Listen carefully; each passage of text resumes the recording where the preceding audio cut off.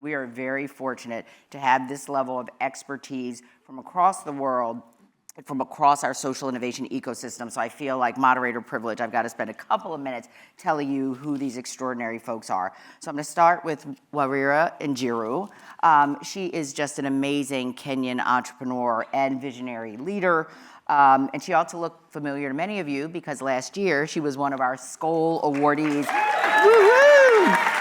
And the organization she founded, which will remember Food for Education, is a fast-growing, and I love this term, food industry engine that's now serving more than 500,000 children daily in Kenya, not only improving their nutrition, but also their education outcomes, while also creating jobs and opportunities for whole communities. She is the boss of like 4,300, 4,500 folks. It's extraordinary. And her extraordinary work and her as a leader has been featured widely, whether it's CNN or CNBC or Bloomberg or The Guardian. So we're very fortunate to have this incredible social innovator with us.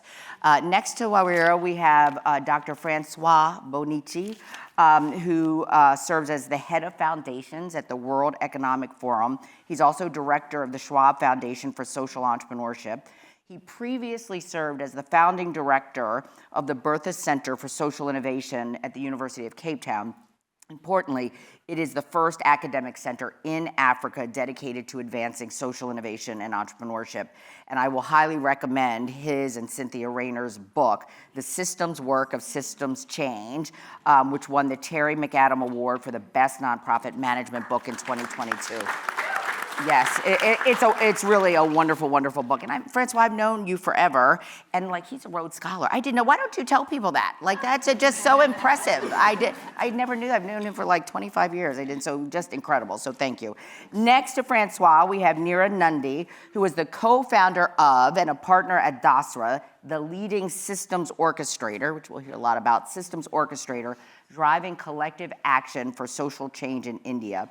Her and Devil's vision for transformational change at scale is borne out by the numbers. They're really just incredible. Dasra has mobilized more than $330 million for nonprofits. They've supported more than 1,500 NGOs. They've advised more than 750 funders. And this work collectively has impacted more than 170 million lives. I mean, there was that interesting article that Bridgeband did about how Indian nonprofits scale, in part is because of systems orchestrators like Dasra and Neera. She's a recognized expert in many areas: gender, climate, WASH, family philanthropy, and NGO capacity. And, you know, just like such a slacker, she's also working on her PhD in philanthropy at the moment at Indiana University. So, I mean, these underperforming speakers we have here. And last but certainly not least, another extraordinary social innovator, Jeroo Billimoria, and we all know her as both a serial and celebrated social innovator. She is an Ashoka Fellow, a Skoll awardee, a Schwab Fellow, and she's also the founder of the One Family Foundation, which incubates and scales social innovations, including Catalyst Now. Many of us in this room are members of and work for Jeroo in Catalyst Now, which is a bottom-up global movement of social innovators, and so proud to be affiliated with this fast-growing movement that was Jeroo's vision. Most recently, never letting any moss grow under those feet, she was just appointed convener of the Government Council for Social Innovation, which is a new intergovernmental working group undertaking efforts to advance social innovation globally. So I don't think you could ask for a better group of respondents and discussants than these just extraordinary leaders. So super excited to jump in. Okay, so let's get started. So I want to start, since we're like at a university at Oxford, I'm going back to my student activist days, and I'm going to quote Gramsci. So now Gramsci said, the old systems are dying, the new world has yet to be born, we are in a time of monsters. And I have to say, in many ways, I feel that in this moment of turmoil, tumult, and difficulty. But one of the reasons I came was to refill my cup, because if we were going to get through this moment and reimagine and restore the world, it's going to be because of all of you, all of us here. So the question is, am I wrong? Am I being hyperbolic and dramatic? Are the old systems really dead? what should be saved, what needs to be created anew. This is what this panel is going to help us do. And I just do think we have to sort of acknowledge this moment that we're in, because it is quite a moment. And, you know, social enterprises are struggling. Aid has been decimated. So what do we do in this moment? And that's what we're going to ask this panel to discuss with us. But let's take the temperature of the room. Can people just like, shout out a word that describes how you're entering this space, whatever it may be. Just a couple of thoughts. Anybody? Happy, sad? Say again? Anxious. Thank you. Anybody else? Rebuilding. Great. Thanks, Jim. I love that. Great. What's next? Thanks, Sasha. Okay. Absolutely. Okay, I leave it to this group to just be amazing. Thank you for that. So I think you all get a temperature of what our audience is showing up with. And I know we have a range of different audience members, funders, social innovators, government folks. But let's sort of set the stage. And I think I'll start with you, François, and then we'll go up and down the panel. Talk to us a little bit about our field. We're sort of 40 years into the field of social innovation. Talk a little bit about the evolution as you see it. Thank you so much, Cheryl, and thank you to be on this wonderful panel. First of all, Cheryl Dorsey, everyone. I think that's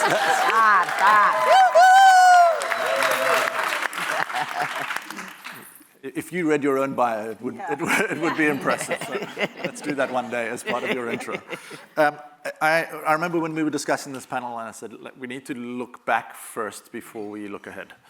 And I think part of looking back is also celebrating, because I think celebrating is also where we're going to find our energy, our identity, understand our history, where we came from. So, you know, this field was started by many of the people in this room. You know, later came some of the institutions and universities to start to look at kind of what was happening as a field of practice. And there's something really powerful in what this field have collectively built, in the fact that this is a global movement and a global phenomenon today. So while I think we are scared and anxious and whatever, I think we need to take strength and power from where we've come from and what we've built. And then ask ourselves, why did that phenomenon start? Right?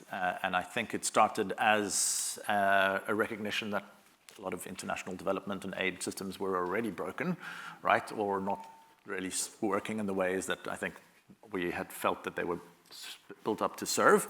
And, you know, looking at how capitalism, while, you know, has created amazing growth and brought prosperity in many parts of the world, also had some serious externalities and driving inequality. So there's a reason, the raison d'etre of why this kind of whole field started, but also to call out, you know, I always am in the spirit of Pamela Hardigan, so just kind of want to always to bring her into the room, especially when I'm here, and a previous mentor. There have been some really important people along the way, and foundations and Skoll and many other institutions that have helped to kind of really help to build the field. And last year we collated data from around the world, from 80 countries, to look at, well, what's the scope and size of social entrepreneurship, social enterprise in the world right now? Because in many mainstream conversations, that feels like, okay, it's still a sideshow, but it's no longer a sideshow. So the report we released last year, the State of Social Enterprise, data from 80 countries in the world, there are approximately 10 to 11 million social enterprises in the world, which is 3% of all companies in the world, which is 2 trillion in annual revenue in the world, which is larger than the fashion or the apparel industry, 200 million jobs, employment, and 1 in 2 led by women. So that's something really to celebrate. Yes. Right? Yes. And why that's important, I'm going to leave I think to speak about, well, you know, if other actors, and we're going to talk about what's been happening, I think, in the fields of policy and governments and other actors taking a look at this sector and why that's important. But we also were looking at some work a while ago and saying, what are we trying to do as a field now? And we were talking about 2 major shifts. The one shift is to continue to build the ecosystem for social enterprises, social entrepreneurship in the world. So this is a lot of what we're doing here. But I think the second shift is we need to shift the mainstream, right? And I think we are now also kind of acknowledging the moment. We've been getting to that point, and I think if you go back to, as I said, what the origins were, this wasn't about social entrepreneurship for social entrepreneurship's sake, right? It was always about what are the outcomes we can achieve, how can we do things differently, and how can we get lots of other actors to do that. So we'll talk now about, I'm sure my colleagues will talk about, systemic approaches, policy approaches, et cetera, but maybe just to set the scene, for me, those two big shifts, we need to continue to build a strong ecosystem for ourselves, and we work in many different sectors, and we need to start thinking about the intentional strategies to shift the mainstream. And happy to come back to that, but maybe I'll stop there. Thank you for setting the foundation for that. And I want to go to Neera. I want to go to you next because you are another critical infrastructure leader in this space. Neera, having left Wall Street many years ago after graduating from Harvard Business School to envision this new sort of systems orchestrator, which you weren't calling a DASRA then. Can you also add anything to what François said about sort of the evolution of the field and how it came, how did we get from there to here? Yeah, I mean, I think the most exciting part, I know no one's really feeling that excited right now, but the exciting part of perhaps looking back is how much of diversity has come into the sector and the kinds of players, the kinds of individuals and their backgrounds. I think it's just got so much rich experience and skills. I mean, in my days, I was the only person who graduated from Harvard Business School that went into social enterprise. And now it's like everybody is wanting to really explore what's possible. So I think there's been a generational shift in wanting to make a difference. And I think with that, and I know we're supposed to talk about innovation to some extent, but I think with that came a new spirit of how might we look at problems. And really, DASRA, when we situated ourselves, which was 26 years ago, people thought we were crazy and weird, which we kind of were. I mean, we were a bunch of bankers. We didn't have skills. We frankly didn't really have money. But what we thought might be useful is, could we work with NGO leaders and nonprofits in India? And was there a way to help them think about their organization and strengthen institutionally, and what were the nuts and bolts that made an organization stronger, was something that we thought we could do. But very quickly, let's not kid ourselves, ultimately you need resources and you need money, and you still need that today. But it was the kind of money that we really wanted to influence. So I think we've seen over time that, yes, working with NGO leaders, helping them scale, I think that's a big part of what the Skoll Forum is about, is one part of what's going to achieve scale. We realize that you've got to influence the money, have it be actually quite flexible, and how are you going to bring these pieces together, and then 25 years later realize it's not just about the civil society, it's not just about philanthropy, it's about really bridging with a whole bunch of different kinds of stakeholders, and therefore to kind of create that network is really where we emerged and situated ourselves. But I have to admit, it wasn't calculated. So now I look back on the 26 years, and people always kind of told us, are you guys going to do this forever? It's like, well, what's forever? It's like, well, if I don't have a job anymore, I'll go back to the regular investment banking, but there's just so much more to do. But I think where this arc has moved is really, it's become a lot more global. At least it felt like it became a lot more global. And I suppose what does make me a bit more anxious when we see what's happening kind of in the US is there's a bit of a shift. And that anxiety is perhaps shifting to everybody retracting, wanting to protect, themselves. But I feel that that may be an opportunity in some ways for Asia, in some ways for India. So I feel like if the anxiety can start to break down borders, also break down sectors, and look more at intersectionality, look more at countries and philanthropy that actually haven't been setting agendas, I feel like we might shift some of the anxiety to kind of excitement. But yeah. I think that's and thank you for that placeholder language, because we're looking back, but then we're going to look at what's next. And I think sort of this moment, this emotional, the emotions that we're all experiencing can be opportunities. So placeholder in that. So we've heard from both Neera and François about sort of how the field has evolved. And Jeroo and Waweera, as two leading social innovators who are have scaled enterprises, how have you experienced the field, and what comes up for you when you hear from both Neera and François? Jeroo, let me start with you, and then Waweera, I'll come to you. I'm ancient. Okay, let's start with that, because I was pretty much in the first batch of Skoll and Ashoka and Schwab, actually, and everything. I think the field has really, really grown. And I think the biggest shift, which I think is really good in the field, is initially firstly, there were very few people. I remember this forum being in one room in the Nelson Mandela Auditorium. And that was it, and that was half empty to what it is now. So I think that is a big, big evolution itself on where it is. But in terms of for social entrepreneurs, I think there is much more recognition which has taken place. There's also a lot of policy which has gone in. So now we have the Social and Solidarity Resolution which took place, where they never at all acknowledged social entrepreneurs, but now we are in there. Countries are framing laws where social entrepreneurs are being included. So I think the whole ecosystem has grown. For me as an individual social entrepreneur, I think there are far more friends. And I think Catalyst actually came out of that being a community of friends, which is looking at it. But more important is because it's a bottom-up movement, social entrepreneurs have really also found their collective voice.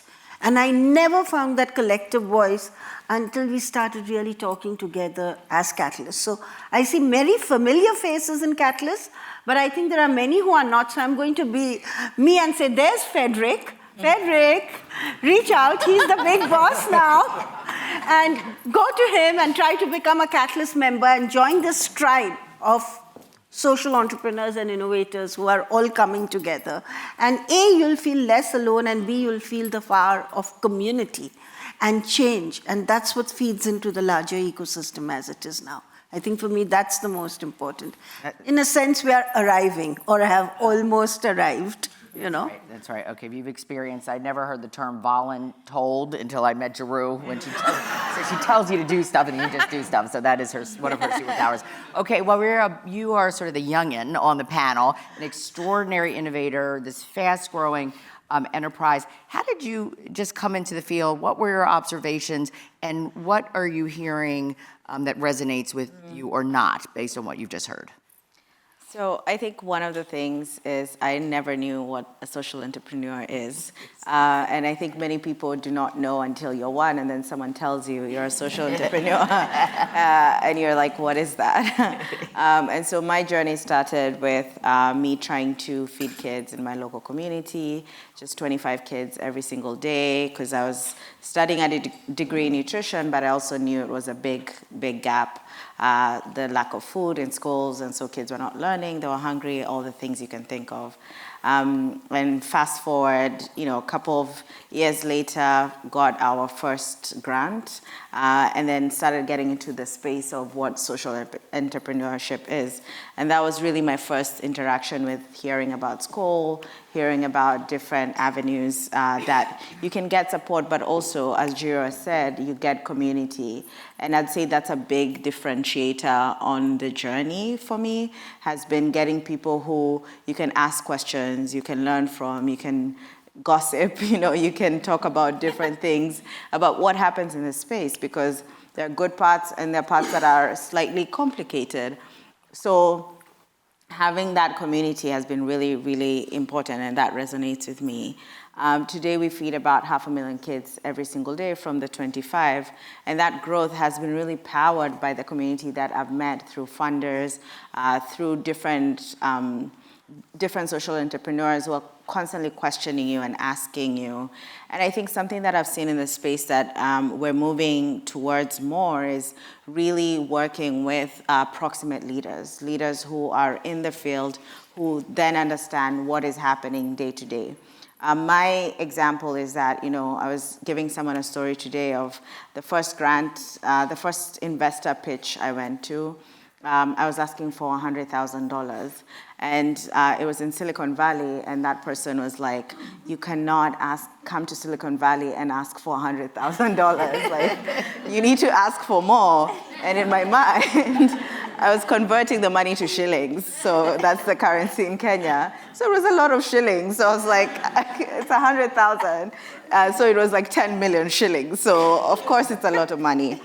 And so learning, for example, that you can't go to Silicon Valley and ask for 100,000, and he convinced me, he asked me literally, like, what would you do with more? And I was like, I guess feed more kids. He was like, let's work on that.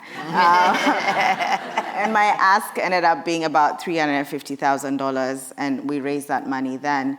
But I was reflecting on that because I wouldn't have known that is possible without that community, without mentors and coaches at that time who would then stretch your imagination. Because when you're in the field and you're working and you're putting in all the sort of grunt work that it takes to do the work, it's very hard to imagine yourself sort of raising money or having the resources to do more. Yet you know that more is needed because your communities are constantly asking for it.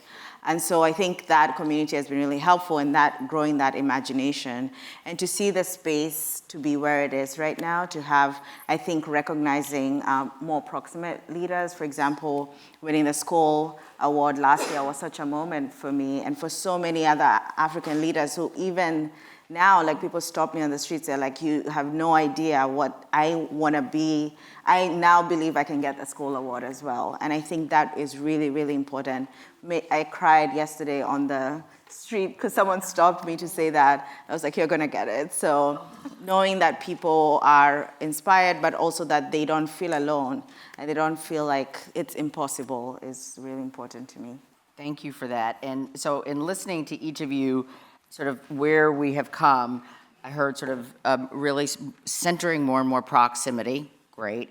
Many more stakeholders being engaged in our field, scaled capital, as you all are scaling your enterprises, and this notion of community, of family. How do we build this ecosystem together? So that brings us to the now. So I would like to ask each of you, in this moment, where are you in terms of emotion, in terms of optimism, in terms of pessimism, whatever is coming up? And I'll start with you, Jeroo. I'm actually optimistic. Okay. That's different from, the world. Yesterday I was reading what Trump has done with the tariffs, and that made me really, really pessimistic because it's a trade war which has started. So that's the pessimism. And then I was looking at, because I'm organizing the government summit for social innovation, and I'm seeing all of these countries, small countries, not the big ones, wanting to come together and saying, hey, this is the time where we need to bring about change. What can we do? And they're sort of coming to the communities to say, how can we build together? So there is global pessimism because I'm worried about the trade wars and whether it will lead to World War III, but a sector optimism, And I think we can look at both, and then I'm like, let me look at the sector optimism and let's go back, and then we are at Skoll and there are these amazing ideas I keep listening to. So I'm like, can we as a sector try to be the neutral in-between to bring about the shift in this horrible, horrible economic and political climate? So I'll go with optimism. I appreciate that. Thank you for that. And then, so you and Warrior were together on Monday and Tuesday when Skoll brought together the awardees, which they do every year prior to the start of the forum. And you all were talking, sharing information. And I'm curious, are you also optimistic, Warrior? Where do you find yourself in this moment, especially with the United States sort of, essentially decimating the sort of the international aid system that has been in place for 60 years or so? Yeah, I think, I'm also in a similar place as Jeroo, not because I'm in denial about what is happening, which I think there's an optimism that can sort of blind you from what is happening. Obviously, you're worried and thinking about the people who are going not to have like HIV treatments and children who will not have life-saving food or medication that they need. I think it's an opportunity. What I'm optimistic and kind of hoping for is that African countries and countries around the world will step up to this moment. I mean, it's a hope and a dream. But I think, for example, our example is, we've seen the government reach out to us more, come to local organizations and say, can you help us? Because we had a huge, the World Food Program has suffered cuts in funding. And because of that, they're looking at local organizations who can then support their work. And then they're also supporting them to grow.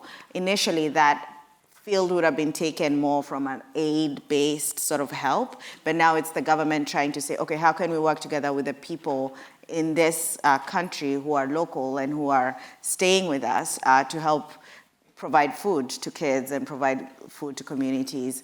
And that is, for me, a better long-term solution. And so it's going to feel kind of clunky right now, feel uncomfortable and painful for so many people. But what I'm optimistic about is that if we put our heads together, we're going to get over the other side, maybe with a bit more agency for countries and a bit more ability to have sustainable solutions that go long term and that are driven really by countries and by local organizations on the ground.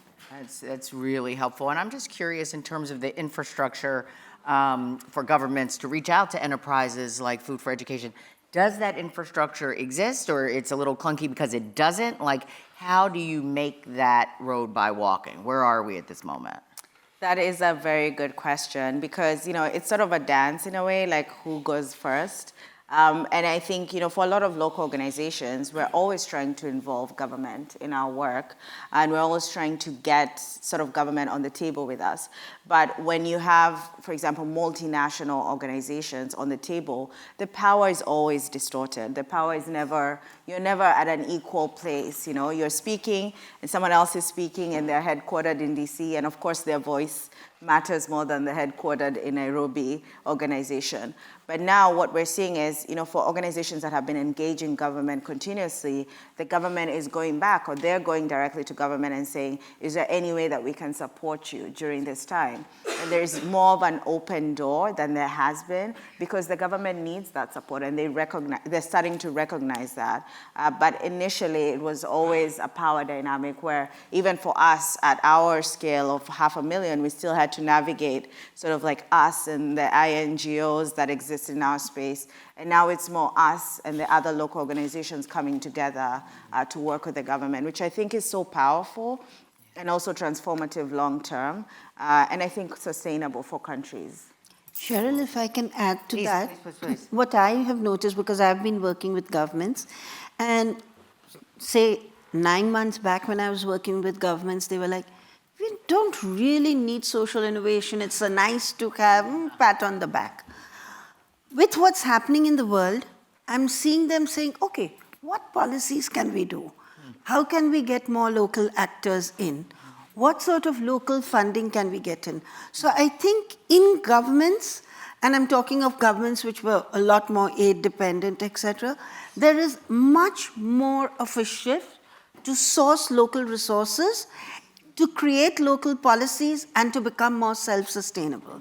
And I think that is the opportunity we as the sector have just now, to be able to build on and to capitalize and move on. I really think we should look at it from that point of view. Holistic, okay, that's Yeah. great. And Francois, I saw you nodding. Yeah, because, that's the point I was going to make. I think we've been preparing for this moment, even if we feel unprepared. Okay. We have been preparing for this moment, right? And I think that's why this field emerged, right? Recognizing the systems we had were not there, not knowing, and to some degree we, completely participated in the system, even if there was a bit of discomfort with that. But I think we need to that's why I kind of started by saying I think we need to take strengths with what we already have. We may not be completely prepared, and of course there's some real damage happening right now, but it is an opportunity to offer, the alternative that's needed at a local level, but also in some of the international reform that needs to happen. And realize we're in this transition, right? We're in quite a significant geopolitical transition, which was already coming. It's not just the US, right? This has been coming for some time. And so I do think we need to see the opportunity, but also offer and be propositional, not just be, okay, where do we find the next opportunity to fund our next thing, right? Actually go, and then this is why I think also we've been preparing in thinking about systems work, about thinking about what are the strategies for systemic change. Like that's, for me, in the bigger scheme of things, we've been preparing. And I really think we need to take some of that. And yes, we need to develop some new capabilities now. And also this kind of more work we've been doing on collective work, I think again is about consolidating the power, the resources, the sharing the goals, the resources we do have to, actually be in a position to offer real alternatives, whether it's to governments, whether it's to communities, whether it's to propose what different models should look like. And I do think the realities are we're in a post-aid era, right? So, that's just clear. So that whole funding model, I can't remember how someone described it. I don't know if it was Don Gibbs who talked about it as bridge funding, right? He says this is all of these things that foundations are currently doing to try and support right now is not bridge funding because it's a bridge to nowhere. Yes. Yes. Right? Yeah. I think Don said that. So that really struck me as, it's clear that it's got to be an opportunity to redesign a little bit of what we do. And I think some of the business model thinking that came from this space, at times we've been a little bit discomfort with, but it's clear now, the market is going to be a really important actor in how we do our work. So I do think that's kind of part of what we're doing, and I think we hosted a convening of the heads. So I live in Geneva, which right now is, also being decimated just from the international institution point of view, the UN, et cetera. We met with the heads of a lot of the humanitarian agencies that are looking to the private sector. So the World Economic Forum is an international organization for public-private cooperation. They're looking to the private sector not only for money, because they can't fill that gap. What they're looking for is how to redesign their organizations around financing, around performance, around technology, around building talent and capabilities. So that's really interesting that they realize they need to kind of shift some of their architecture as well. And I think, the work that we've been doing and with Jeroo and others is to offer then this sector as a set of really important partners and actors. And I think the work we've been doing to build an identity for this sector has been the narrative piece around, okay, this is an important stakeholder in the international architecture. And that's where we need to claim our position and role. Thank you. So I was going to ask two follow-up questions. One is, you live in rarefied air, sort of sitting in the space of web, but you also have diffused across altitudes. You're a public health doc, and you've worked in community. If you were writing a coda to the systems work of systems change, what would you and Cynthia write in this moment? Ask Cynthia, where is she? There she is. That's normally what I do. Sorry, what would we do? Really? Right, don't try you next. That's what I would do. Yeah. That's what I would do.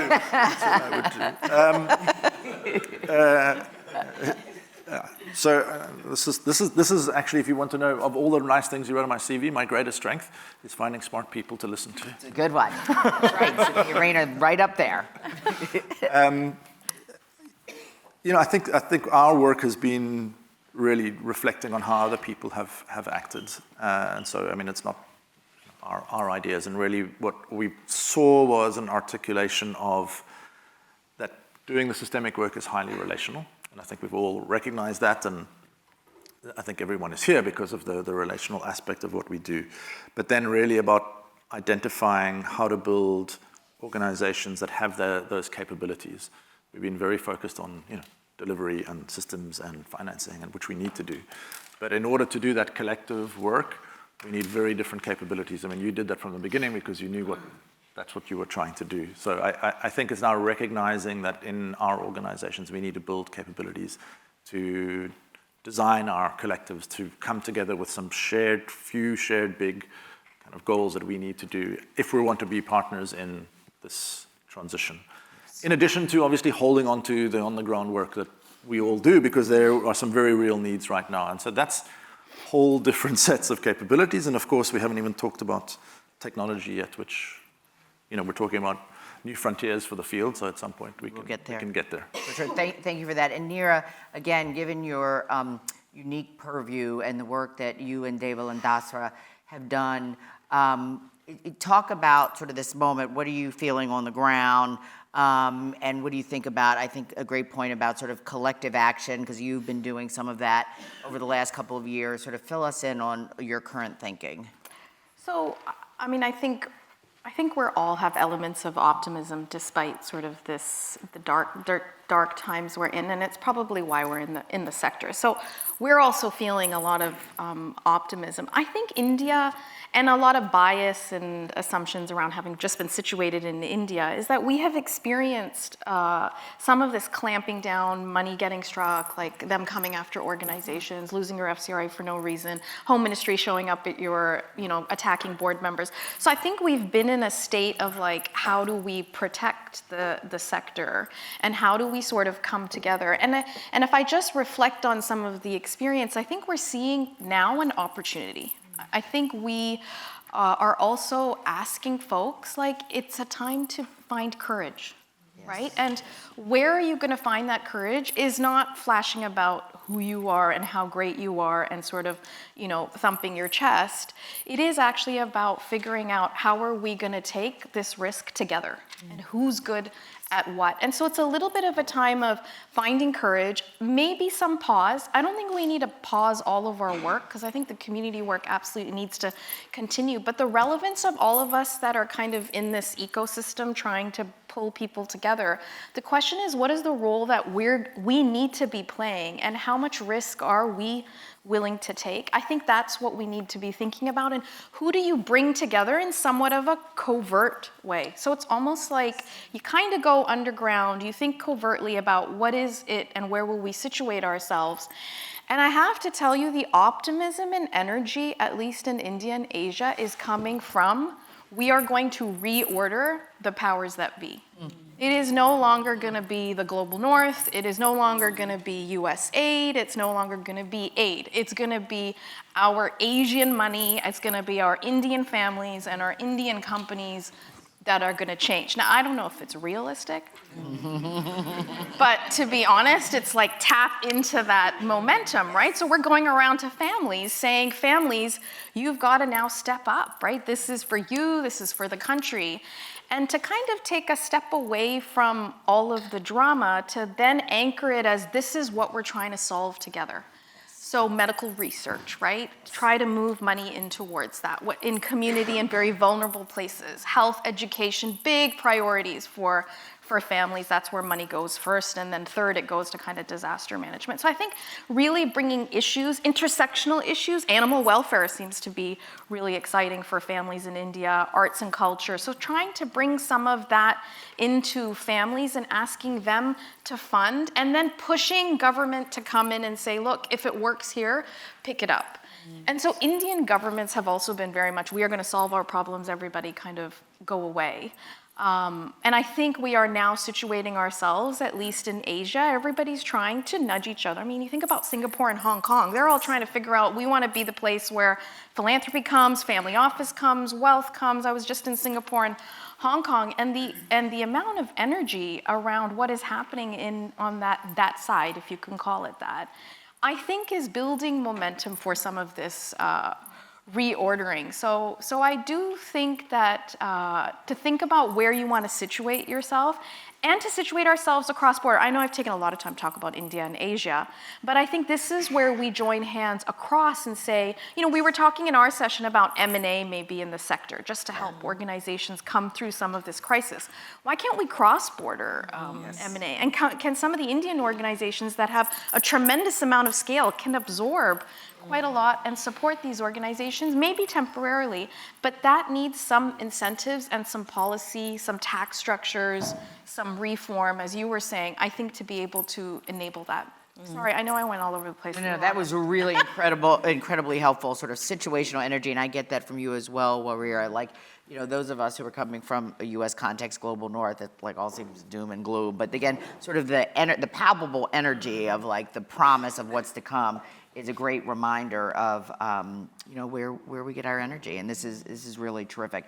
All right, so we've talked about the now, so let's move to the future.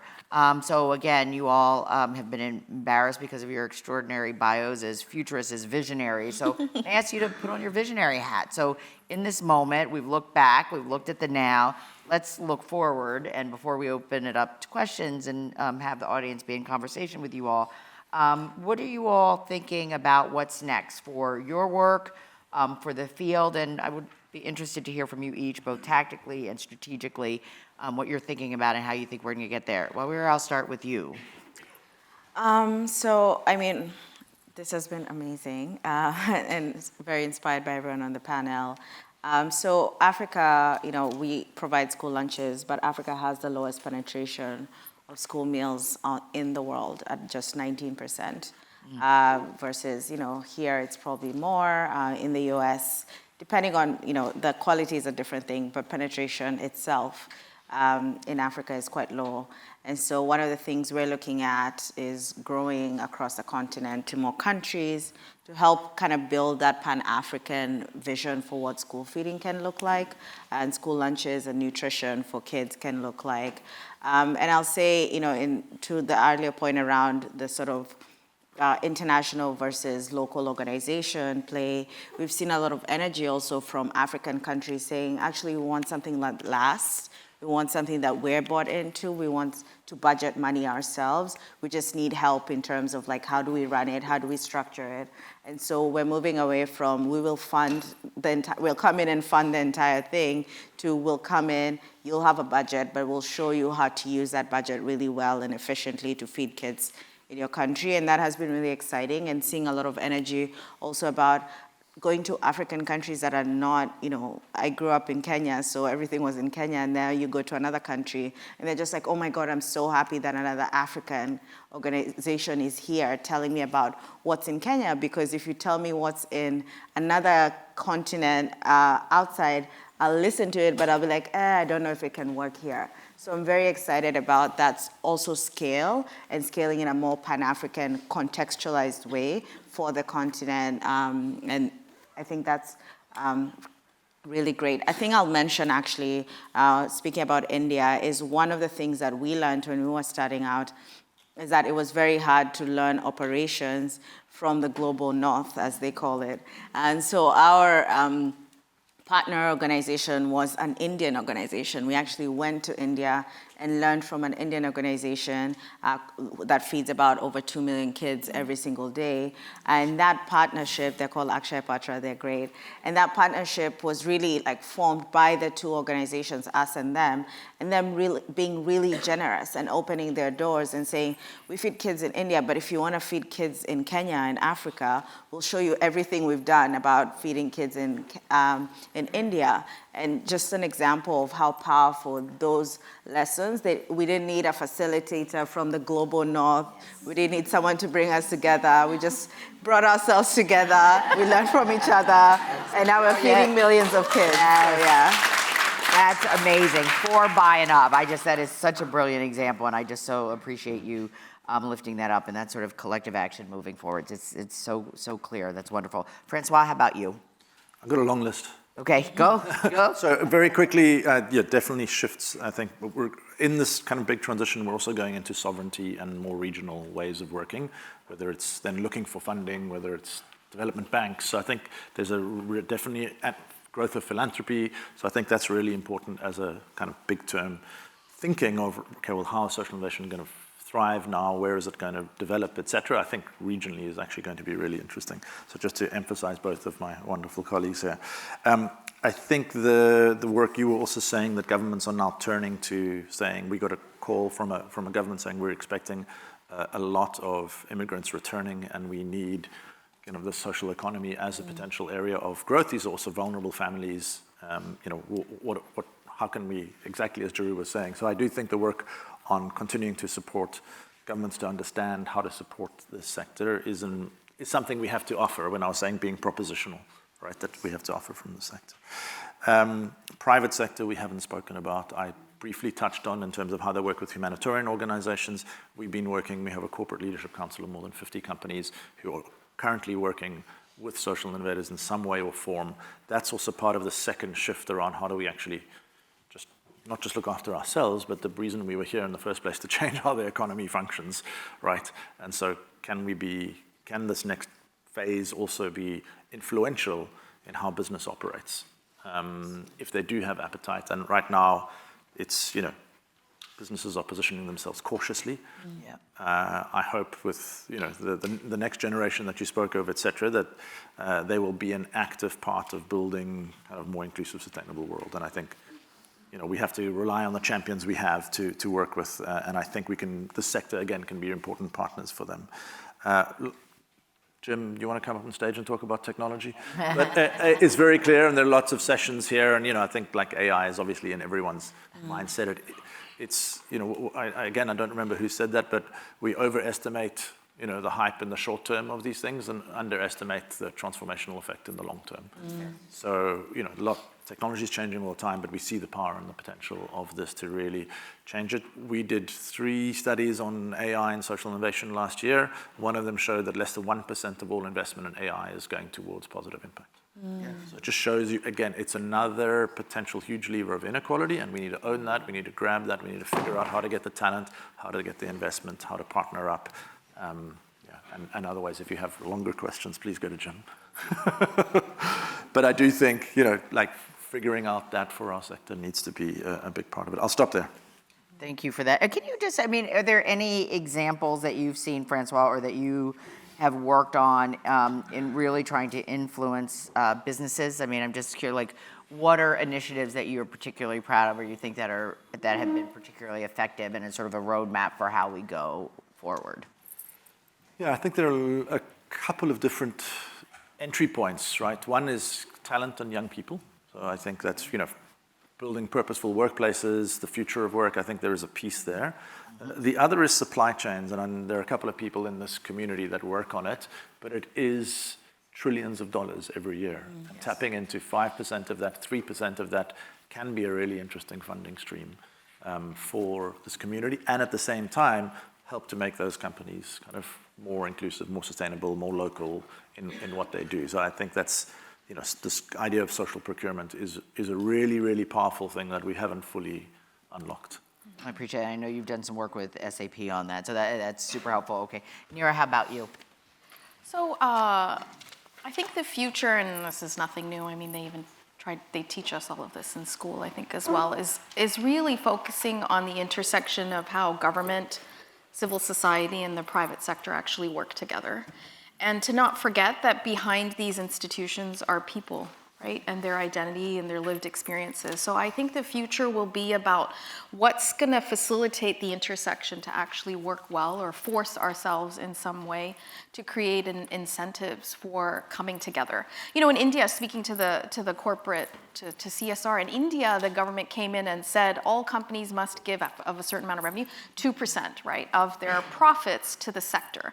And somehow, I guess, thinking that companies should also be playing a role in social good. I think you're going to see more and more of these pieces coming together and being forced for us to find that middle ground, whether it's private sector engaging with how civil society and community needs are, and they're going to be the biggest consumer base to some extent, at least, in India and in Asia, and how do we have affordable products and services for this? So I think a lot more innovation in that intersection is really something that we see is one thing. I think the second thing is, I think philanthropy will democratize to move to become more retail. It will no longer be these large institutions really setting the agenda. I think if we get it right, there will be technology that will allow an everyday person who wants to participate in some change, shape, and form. If I think about middle class in India, they really want to give, they want to participate, they're giving from their paycheck.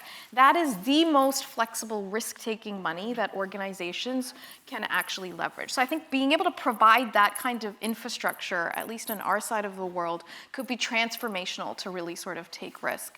I think the third thing is to not underestimate the power of diaspora. Mm-hmm. We're seeing Indians everywhere in places of power, influence, and maybe we're multiplying too much, but I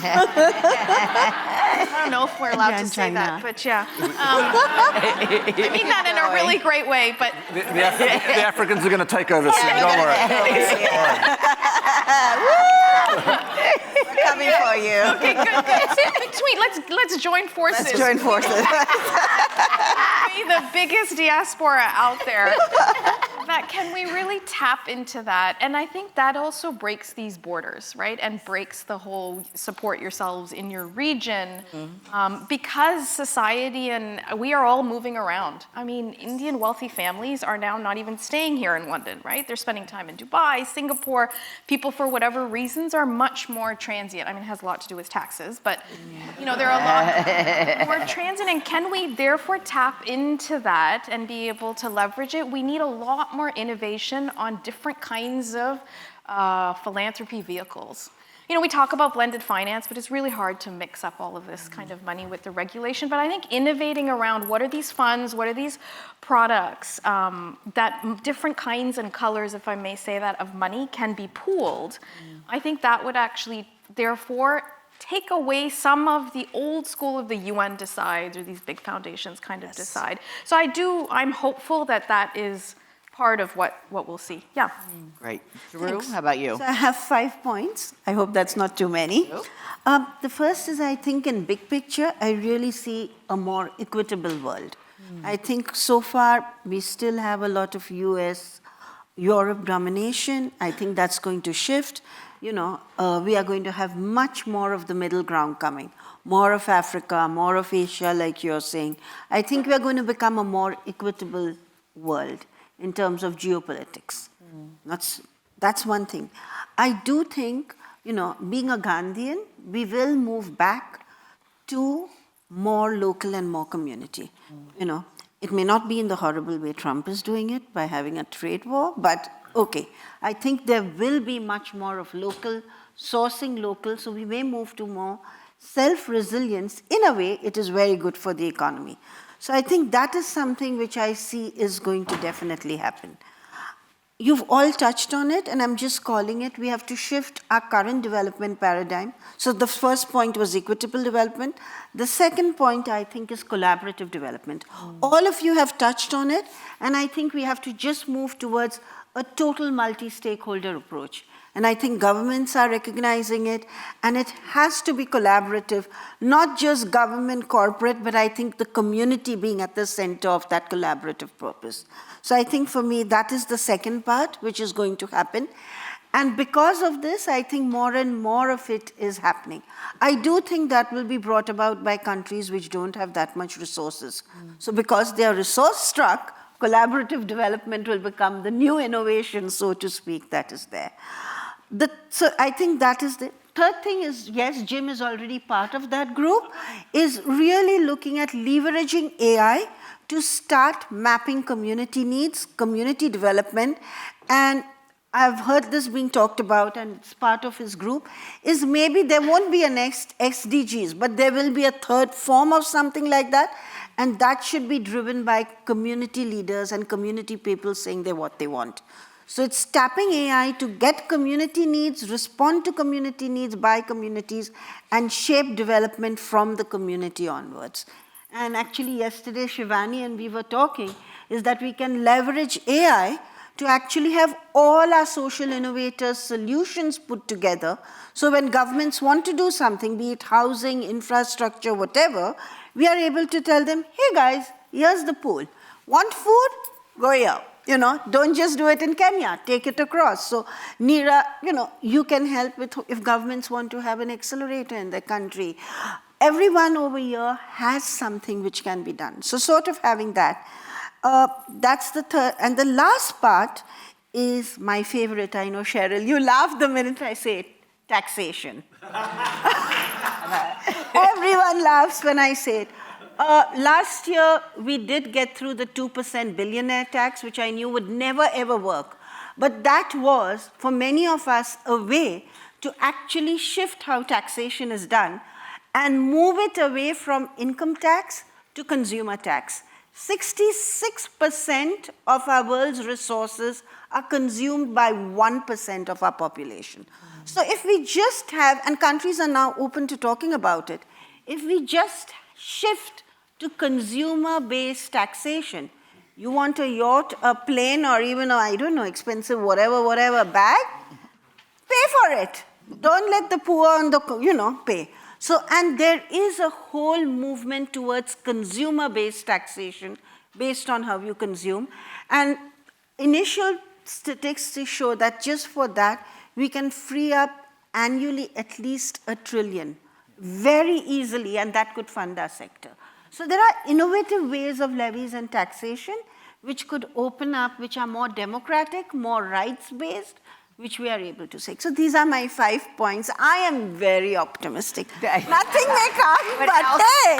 Jeroo, fantastic. So thank you. This was a real tour de force, and we're so lucky to have this group of innovators who've just been so critical to building the ecosystem. But you all are amazing. You're part of this movement. You're part of doing this work. And I want to make sure you all have a chance to be in conversation with our panelists. So there are mics, I think, going around. I see your hand, Sasha. Why don't you start us off? I don't know if there are mics coming around now. Or just, oh, thanks, François. Here. Yes, Sasha. Yeah, thank you. Thanks, Cheryl. Yeah. Hi, friends. I'm Sasha Chanoff, the CEO of Refuge Point, advancing lasting solutions in partnership with refugees and advise the network of engaged international donors global. I came here to Skoll to ask the question, how are systems orchestrators pivoting at this time when many of our partnerships are crumbling because of foreign aid has stopped? And I'll just give you a brief example. In the refugee space, there are more than 120 million people who fled their homes. With climate change, more than 1 billion may be displaced over the next few decades. Wars are unending. Resettlement opportunities are shutting down. This morning, Belgium just closed down its resettlement program. The US has as well. Refugees are stuck in the countries to which they fled. What they want more than ever is self-reliance, to support themselves, to stand on their own 2 feet and contribute to their communities. We've built a global coalition to do that with partnerships, hundreds of them around the world, with NGOs serving refugees and refugee leaders themselves. But many of those organizations are not able to operate. They've lost all their funding. Our partners in those organizations have been let go. What do systems orchestrators do, and how do we pivot right now when so many partnerships that we had advancing the goals that we have are not available anymore because foreign aid has shut down or is ceasing? That's well said. I'm going to turn to the system orchestrator on the panel to start. Neera. Gosh, I mean, we orchestrate. I don't know if we actually do anything sometimes, but to your question, it's a difficult one. I think what we're seeing and we're urging folks to think about is how do we come together and reimagine. I think there's a crisis, there's a time of crisis, and we need to manage the crisis. So some of what we're doing is, can we just stopgap funding, right? But even the stopgap funding is tough because if you've lost $700 million or $300 million for some of these budgets, that's not a stopgap. So I think trying to figure out where can we just step in with some funding and ask families. So something we've missed here is narrative change. I just wanted to make sure that we've perhaps been a bit clinical up here, measuring things, giving you statistics, and we all kind of orchestrate with coordinating. But there's a lot of softer stuff that you cannot forget, especially at this time. People don't know the state of the crisis. So I think communicating that as an orchestrator to be able to organize the crisis where money can actually make a difference is something that we need to be doing responsibly. I think the second is to lean in and help partners that are really struggling with how are you going to change your business model? I mean, I know you brought this up, but it's very difficult in a crisis. Some people are wonderful, just amazing at thinking through strategy, cutting back. They're almost heartless with you've got to chop this part of the body off for you to be able to survive. Orchestrators need to find that talent and capabilities and bring it quickly to the system to be able to draw down. Are just a couple of things that we're trying, but I think there is nothing that can really support in the community and what these partners are going through. And I think taking some of the emotion out of it to actually deal with the crisis is important, but not to forget that you still have to tell the stories of the emotion and what people are going through to really tap into the philanthropy, to be honest. I think that's brilliant. I just want to get as many people as possible. The only thing I will add is Skoll has done a lot of work with Bridgespan on Field Catalyst Systems Orchestrator, and Leah Farnham, I don't know if she's here, wrote sort of the article on how do you think about that work. And part of it is the leverage. These are inexpensive organizations within our ecosystem. So recognizing that investing in a systems orchestrator provides amplification, leverage, and in a moment of constrained resources, they're going to be even more important than ever. So it goes back to your point about storytelling. Okay, I saw this young lady here. That's great. Morning, everyone. Such an inspirational panel. Thank you guys so much for your time. So my name is Elisa Adams, and I represent a tech nonprofit called Uncommon that is providing free technology education in low-income communities in Zimbabwe. So my question is around this idea of governments coming to partner with local organizations, which is something we have actually seen happening in Zimbabwe. This year, the government has been extremely interested in what we're doing and in partnering with us. But my question to you is kind of the elephant in the room, which is in a lot of African countries, let's say Global South as a whole, it is difficult to partner with governments in terms of issues of transparency, accountability, especially when they've been used to doing development aid the way they have in the past. It is quite difficult for us to partner with governments and still protect what we're doing and protect the integrity of what we're doing. So I just wanted to ask what you guys think of that approach without systems in place for us to really partner with governments in a constructive way. It's a great question. I'm looking right at you while we're going to start with you on that one. You said it's very difficult. I feel like I always say it's impossible. So it's like you're doing something that is actually impossible. So starting with that framing and recognizing that it's impossible, like that is why, for example, governments are used to partnering with nonprofits in a certain way, especially INGOs. I think, for example, so parents contribute for the meals that we provide, government contributes, and then philanthropy covers the gap. When we shared with government that parents would be contributing, they were like, but you're an NGO, it doesn't make sense. You're supposed to provide free things. All the NGOs we know provide free things, and now they're like, oh my God, thank you for charging a little bit, because that means it's still existing versus the other thing has shut down. I think for me, one of the things is, it took us 13 years. So just to say that it took us 13 years to get the government from the point that it was to the point that we are right now. And it's still an ongoing, impossible journey. So giving yourself time and being very clear on these are the lines that I will not cross, and being okay with the no's. I have received more no's than, I can count, and many of them have been from the government, maybe majority of them have been from the government. And so being okay with, these are the lines I cannot cross, I'm okay if you say no with it, then going back with the same offer and being okay with it being no, and taking that year after year. Eventually, in my experience, they will come back because the need still exists and the solution hasn't been given. And even if they find someone else to cover the gap for a while, it's not sustainable, and it's not sustainable. So also seeing things more long-term versus immediate, that it has to be solved today. This is such a good opportunity. The government has called me. I need to take everything they say. I think saying no is very, very important. And hearing no if they're not ready to partner with, if you're not ready to sort of take a certain path. I think eventually, hopefully, they'll get enough pressure to solve the problem that they'll start scrambling to find the answer. But that's the only thing that has worked for us, is just giving it time and being very firm on these are our boundaries, this is what we'll not cross. That's brilliant.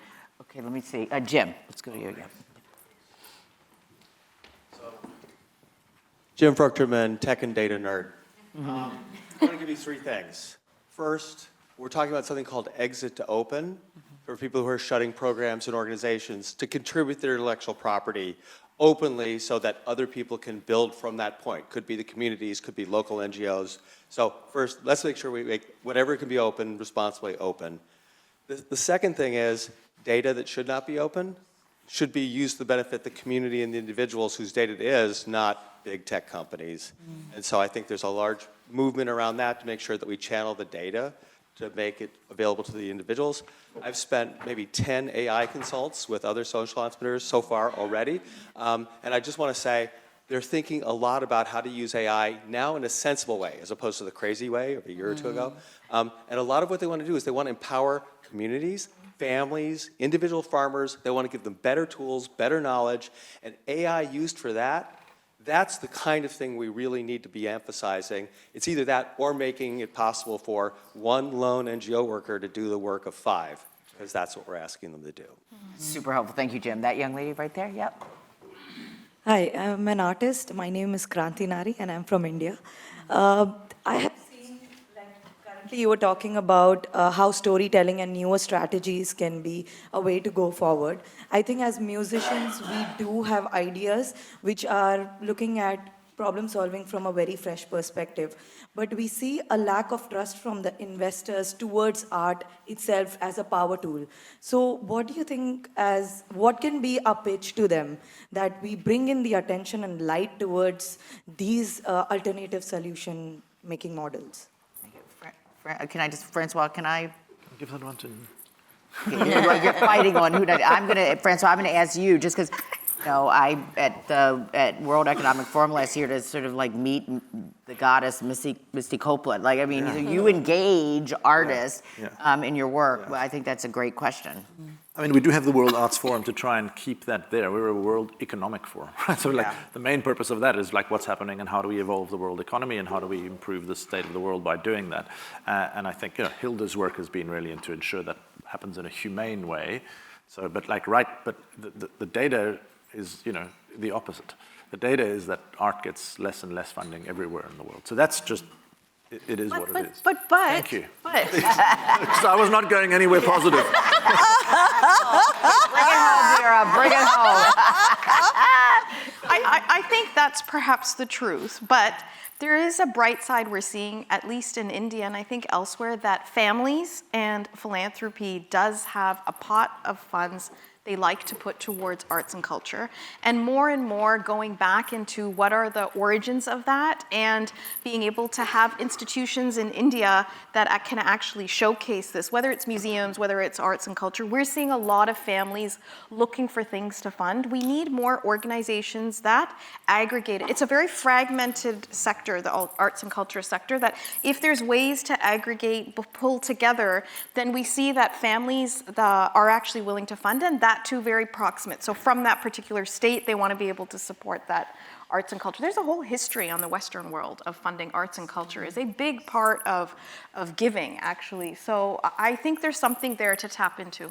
I think the collective piece of that are organizing is. And can I just add, in this moment, I'm a big fan of African-American Professor Robin Kelley, who talks about the Black radical imagination and how imagination and arts political statement in times of resistance. So I think that is a powerful theory of change for why we have to support arts in moments like these. So sort of articulating why arts are important for art's sake, but in this moment of resistance and raising your hand, there's nothing more important. So articulating that for funders, I think, who care about social change, I think no more powerful argument. So that young man's hand up there, right? Yeah.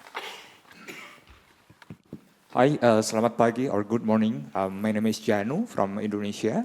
I am here to represent One Young World community. So we consist of 1,000 of young leaders across the global. And I'm the founder of social enterprise called Sayur Sleman. It's mainly operate in agricultural sector, so empower the women of group of women and then people with disability as well in remote area in Indonesia and ASEAN. This is one of the product of our enterprise. It's made from women of farmers and people with disability itself. And my question will be, sometimes we are facing like the issue or the challenge on how the people from remote area or rural area can access the information and also, the partnership or the programs from national or international organizations. Is there any specific program that we can access from your organization, especially for young entrepreneurs like us, to be more well knowledge and access the information globally? So because this is really important because after this forum, I'm hoping that I can share all the information or the specific result from this forum to our community, One Young World, and our local community. Thank you. Well done. Jeroo, I'm going to ask you, is wearing your Catalyst now hat, what would you say to that? Yeah. I was just looking at Frederick over there. I think actually, I would invite you to become a Catalyst Now member. Catalyst is a community for social entrepreneurs and innovators by social entrepreneurs and innovators. We do have an Indonesia chapter. Actually, it's quite thriving, so I think it would be great. There is Frederick, okay? And you can go to the Catalyst Now website, become a member, but before that, speak to him, and there's a lot of information which is happening. In addition, one of the things which we are doing, this is what I was saying with Jim, is actually creating the CDP, which is the Collaborative Development AI-based platform, which is taking all this knowledge but that will take at least a year. So till then, go to Catalyst. Well done. Okay, I think we have one more question. I'm sorry, the nice lady in the blue there, I apologize. I think our panelists will probably stay behind to CDP, this is Thank CDP. you. Yes. Thank you for calling me nice lady. Oh. The nice lady is Dr. Faith Mwangi Powell, and I'm the CEO of Girls Not Brides. We work to end child marriage globally. And I'm so inspired by all the things you've said, Wanjira. I come from Kenya too, so thank you for the great work you're doing. One of the ways we are talking to governments about child marriage, and thank you for talking about tax, is telling them the number of women who end up in child marriage before they are in any economic productive stage. So there are so many women who are not contributing to tax, and yet they are the largest beneficiaries of some of the services, whether it's maternal health, whether it's reproductive rights, whether it's education for their children. And we have not had that data. The World Bank did a study in 2017. And of course, we know with COVID, things have changed. The data has been skewed. So perhaps this was a question for you, François, whether this is some kind of data you are able to help us really generate so that we can go to governments and show them that really solving some of these problems for women and girls will actually be a benefit to the country, because these are people who can then get into economic empowerment, be CEOs like me, and pay their taxes, be whatever they want to be social innovators like yourselves, and pay their taxes, because one of the problems of partnering with government, and I've just been from Malawi, they have a fantastic strategy for ending child marriage, I'm finishing, and that strategy is not funded because the government is saying they have no resources to fund. So it's a beautiful document which might sit on the shelf, and yet, if we have more people contributing to the taxes, perhaps the government would have a bit more income. So, François, thank you so this is much. a question for you, but... Thank you. I'll have a quick answer because I know we're out of time. Dr. Faith, thank you so much for your work. And I think that question, this was what I was talking about being propositional, and we need to change. I'm glad you brought up narratives because I did actually have narrative. We need to change our narrative about the sector when working. And so this is going to be bringing, I mean, why did I start by saying that 10 million social enterprises, 2 trillion in revenue, like you all woke up suddenly, right? I didn't make a single moral argument. I didn't talk about impact once. I made a purely economic argument. And I think what you're saying is we need to develop the data, right, to go and actually have, and this is what you're talking about as well, and this is why we're working together to convince governments, because we need the data, and we need to recognize, you know, like all relational work, what is the other person thinking? What does the other person want? And it doesn't matter if we're open and honest about what our longer-term intentions are and the moral intentions behind it. You know, I think we're into a phase where we are going into a kind of a very transactional world again. Right? I mean, we can see that. And so we also need to equip ourselves to play that game and understand the levers. So I think that your thinking is spot on. And we can talk afterwards. I'm not sure if we or others, but we certainly have taken positions at times to kind of demonstrate the economic opportunities of iCare that supported iAlliance, et cetera, you know, to take those positions, which then can convince other actors that wouldn't otherwise take those kinds of... But you know what, I mean, it is also a challenge of patriarchy and norm changing, right? So, I mean, our government really wants women to participate in India, I mean, but it's status for a family to have their women not work. I mean, you're a better, well-off family when your women don't work. And so breaking down some of those norms is where we really also need to invest in. And let's not forget that takes time, effort, it's slow. And so I think we have to do both. We have to make a case, but we really also have to invest in changing the norms as well. Brilliant. I've got 2 more things to do. The first thing, to thank this extraordinary panel, so let's thank them. Amazing, you're amazing. Some of them will probably stick around so you can grab them, and I apologize for all the questions we didn't get to. But the very last thing, a treat for those of you who can stay, and to this young lady's point about the arts and the power of the arts, really appreciate this panel centering that, and we're going to have the privilege and pleasure to hear from an extraordinary innovator, Kasiva Mutua. She is one of Kenya's leading percussionists, and she's broken barriers in a space where women were once unseen, proving that, I love this, that tradition and innovation are not opposites, but actually very powerful forces that, when fused, actually create something groundbreaking. If you know the work of Kasiva through initiatives like Motra Music, which was Kenya's first all-female drumming collective, and Vibe Not Queen, which is a platform that unites female musicians, she has shown us what it means to push beyond constraints and open entirely new paths, not just for oneself, but for entire communities, which our group was talking about. So I'd love to welcome Kasiva Mutua to the stage, and please welcome her, yes. Thank you, thank you, thank you. You guys were amazing, just genius, a genius. Welcome, welcome. I'm going to ask you one question, amazing, amazing innovator, before you get started. So your journey, again, it's superlatives, but they're well-deserved. It's all about breaking barriers. You have been challenging norms about who can lead, who can create, and how tradition and modernity coexist. Will you just tell me, what this has taught you about what it truly takes to drive innovation as an artist, and how do you see music as a force for redefining what's possible? Thank you so much. So for me, innovation is about changing traditional norms, and not just musically, but in our society. In my life as a percussionist, I've spent a lot of time trying to prove that I can equally play, and I feel like I shouldn't be proving, I should be living, because I usually say, drumming is not what I do, I am a drum. Beautiful, beautiful. And co-founding Motra Music, which is an all-female percussion collective, has created a space for women to be. A free space, a safe space where we can teach each other how to drum, they learn culture, and it has, over time, evolved into a sisterhood, a safe space, an empowering point, and a place where we make connections and tap into our femininity, and out of it, and everything in between. So for me, innovation is looking at this from a point of, it makes me sad to actually think of how tough the journey was. I just thought about a moment when a man asked me, "How do you think you look like holding that drum in between your legs?"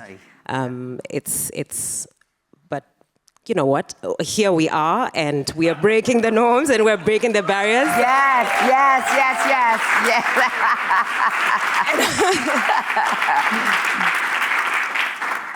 I won't talk much further. Let the drums do the talking for you. Yeah, thanks. And we appreciate you, and thank you for persevering and actually making this a beloved space. So we appreciate it. So without further ado, please give it up for Kasiva. Thank you. Woo!